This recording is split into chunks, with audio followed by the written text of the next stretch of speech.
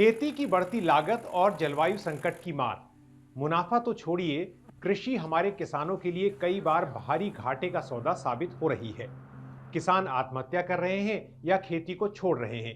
अब भारत अमेरिका की नई ट्रेड डील को लेकर नए सिरे से जो चिंताएं उठी हैं, उससे सवाल गहरा रहा है कि क्या किसान का जीवन और दुश्वार हो जाएगा। नमस्कार, मैं हूं हृदय जोशी और आप देख रहे हैं इको एंड एनर्जी टॉक। किसानों की फिक्र तो हम सब करते हैं, लेकिन क्या किसान के साथ हम खड़े हो सकते हैं? आज जब सरकार के वादे के बावजूद देश के बड़े हिस्से में किसानों को ये भरोसा नहीं हो पा रहा है कि उनका मुस्तकबिल महफूज है, तो क्या हम ग्राहक किसानों के साथ मिलकर ऐसा कुछ कर सकते हैं? जी हां दोस्तों, आज मैं एक ऐसी ही मिसाल, एक ऐसी ही कहानी बताने आया हूं जहां किसानों और ग्राहकों ने मिलकर खेती और किसानों के हित बचाए हैं। हम बात कर रहे हैं उस कहानी की जो यहां से करीब 7,000 किलोमीटर दूर फ्रांस से शुरू होती है, लेकिन जिसके सवाल भारत के हर किसान से जुड़े हुए हैं। ये एक ऐसी मिसाल है जहां ग्राहक खुद तय करता है कि किसान को कितनी कीमत उसके प्रोडक्ट की मिलना चाहिए और उसका ये फैसला किसान के हित में होता है। जहां दूध सस्ता रखने की होड़ नहीं, बल्कि किसान को जिंदा रखने की एक कोशिश है। आप सोचेंगे कि यह मॉडल आखिर क्या है, और अगर है भी तो क्या ऐसा मॉडल भारत में काम कर सकता है? इस कहानी से पहले एक बात संदर्भ तय करने के लिए, आज पूरी दुनिया में किसान एक ही समस्या से जूझ रहे हैं। उत्पादन की लागत बढ़ती जा रही है, लेकिन उन्हें मिलने वाली कीमत नहीं बढ़ रही। दूध हो, अनाज हो या सब्जी, कई बार किसान को उसकी लागत से भी कम दाम मिलते हैं। यूरोपीय देश फ्रांस में भी यही हुआ। 2010 के बाद वहां दूध उत्पादक किसानों की हालत इतनी खराब हो गई कि उनका कर्ज बढ़ा और फिर किसान आंदोलन हुए। कई किसानों ने यह काम छोड़ दिया और यहीं से जन्म हुआ एक नए सवाल का।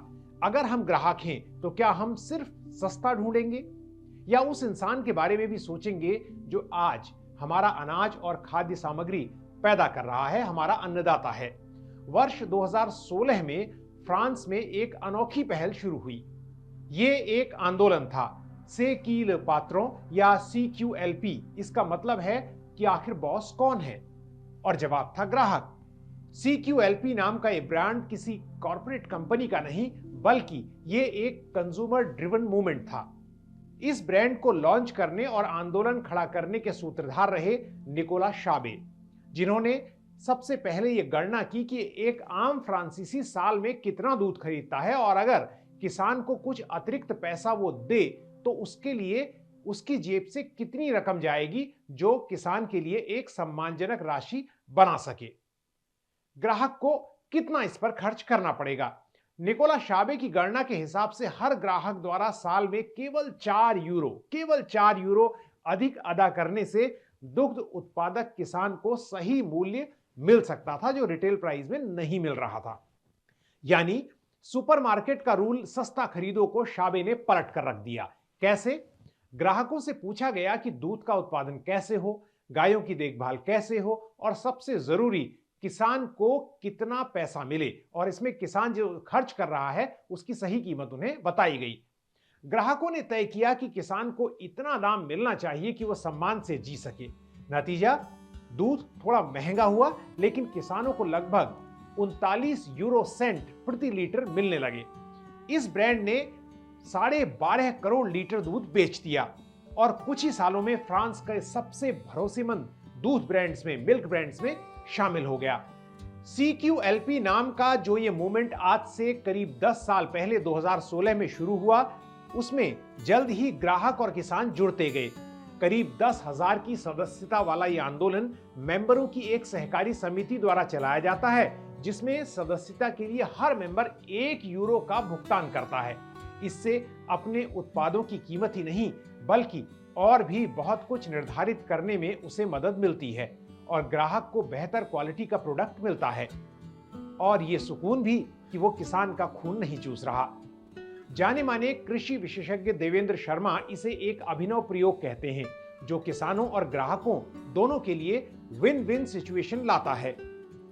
मेरा मानना है कि ये बहुत इनोवेटिव स्टेप है फ्रांस का। और फ्रांस में हमने देखा है कि जिस गति से उसका ये आइडिया जो है पिकअप किया है बाय कंज्यूमर्स, ये एक सिर्फ फ्रांस के लिए ही नहीं, सारी दुनिया के लिए एक रास्ता दिखाता है, जहाँ पर कि इनकम्स किसानों की जो है वो गिरती जा रही हैं।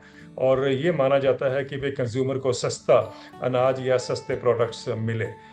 फ्रांस में ऐसा हुआ कि एक सज्जन है निकोलस, तो उसको ये एहसास जो हुआ कि भाई क्यों ये हो रहा है, तो उसको पता चला कि भाई ये क्योंकि जो शॉर्टफॉल है प्राइसेस का, वो उनको अब वायबल नहीं रख रहा है डेयरी फार्म्स को।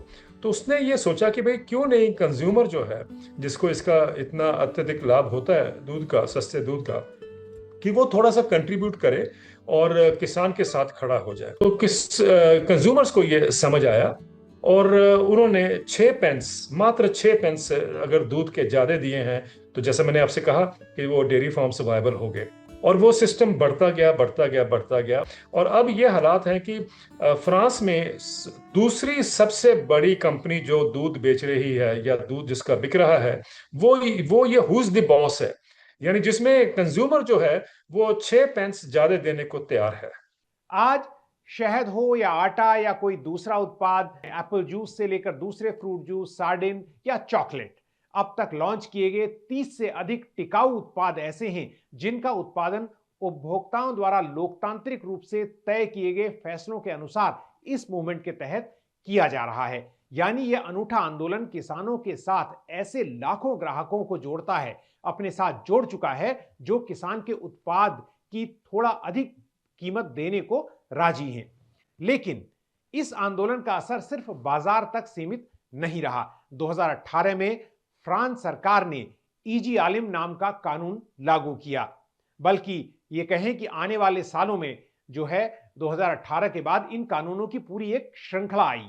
इन कानूनों के तहत किसान की लागत के नीचे कीमत तय नहीं की जा सकती।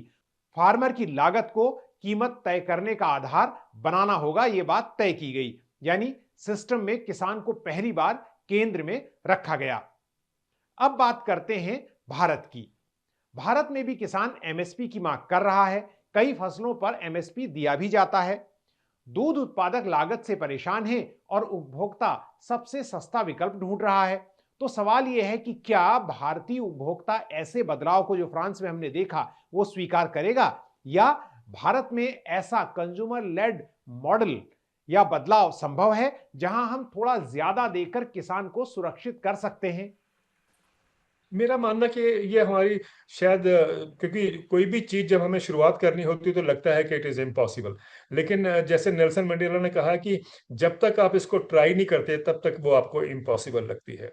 मैं इसलिए कह रहा हूँ क्योंकि हमारे देश में देखिए, स्पेशली अगर आप नॉर्थ वेस्टर्न एरियाज में आते हैं, तो आप देखते हैं कि गुरुद्वारों का कितना यहाँ पर एक मूवमेंट सा इसलिए चला हुआ कि जिस तरीके से वो लोगों को फीड करते हैं।